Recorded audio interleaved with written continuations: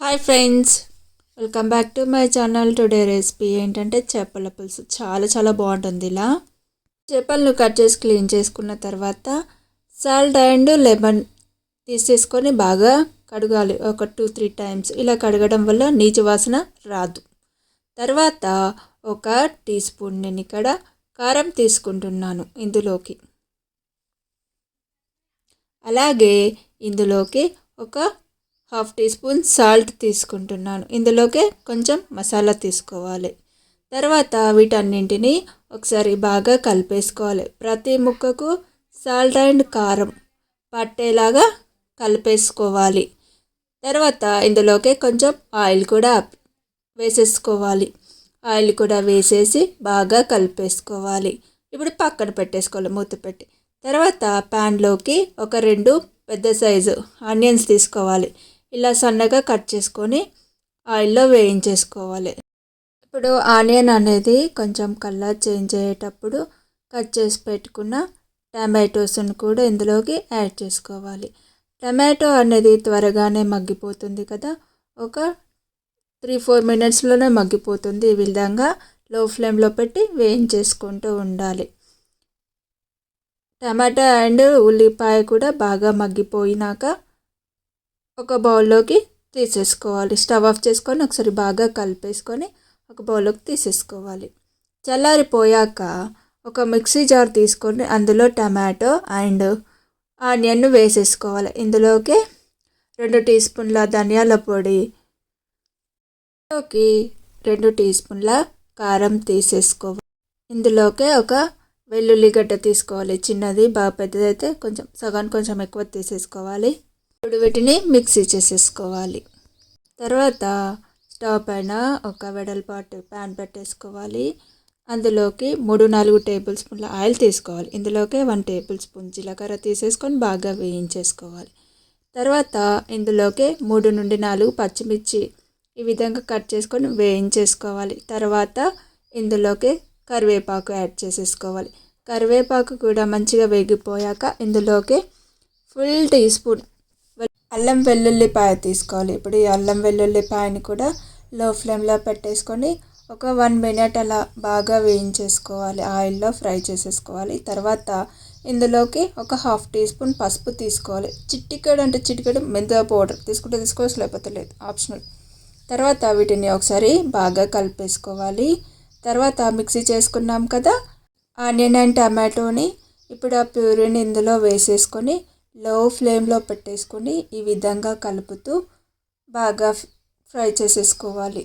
కొంచెం ఆయిల్ అనేది పైకి వచ్చే వరకు కలిపేసుకోవాలి. మూత పెట్టేసుకొని అవసరం లేదు.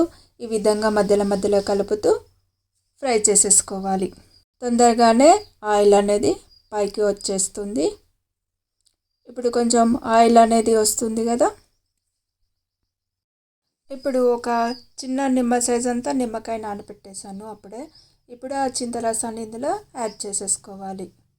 యాడ్ చేసుకున్న తర్వాత లో ఫ్లేమ్లోనే పెట్టేసుకొని ఈ విధంగా బాగా కలుపుతూ ఉడికించుకోవాలి.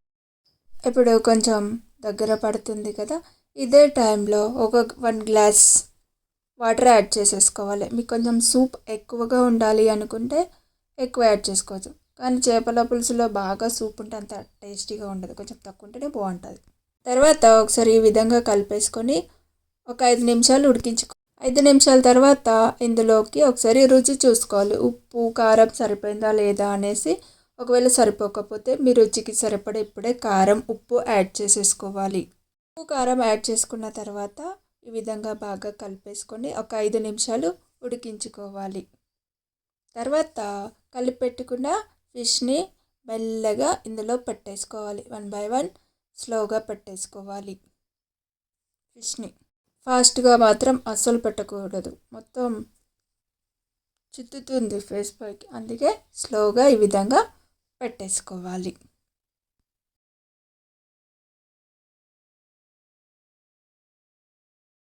పెట్టేసుకున్న తర్వాత గరిటెతో కాకుండా ఒక క్లాత్ పట్టుకొని ఈ విధంగా తిప్పాలి. గరిటెతో కలిపినట్లయితే ఫిష్ అనేది అంత ఊడిపోతుంది, అంత పీస్ లాగా ఉండదు. అందుకే ఈ విధంగా తిప్పుకోవాలి ఒక క్లాత్ పట్టేసుకొని. ఇప్పుడు ఈ ఫిష్ యాడ్ చేసుకున్న తర్వాత ఒక 12 నుండి 15 నిమిషాలు మూత పెట్టి ఉడికించుకోవాలి. మధ్యలో ఈ విధంగా మళ్ళీ తిప్పుకోవాలి క్లాత్ పట్టుకొని, లేదంటే అడుగంటిపోతుంది. కొంచెం ఉప్పు కారం అలాంటిది అనేసి ఈ విధంగా 2-3 సార్లు తిప్పేసుకుంటే సరిపోతుంది.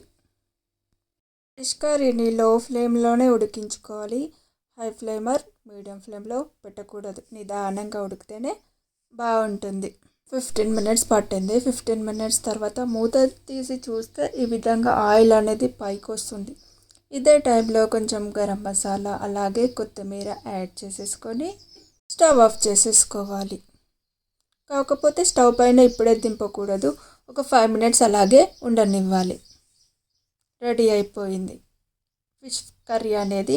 ఈ కర్రీ అనేది చాలా అంటే చాలా చాలా బాగుంది. నైట్ చేసేసుకొని మార్నింగ్ తింటే ఇంకా సూపర్గా ఉంటుంది. వెంటనే కాకుండా ఒక హాఫ్ అన్ అవర్ అయినా తీసుకోండి టైం. ఈ విధంగా చేయడం వల్ల టేస్ట్ అనేది బాగుంటుంది. కనుక మీకు నచ్చినట్లయితే లైక్ చేయండి, షేర్ చేయండి, కామెంట్ చేయండి, సబ్స్క్రైబ్ చేయండి. Thank you for watching.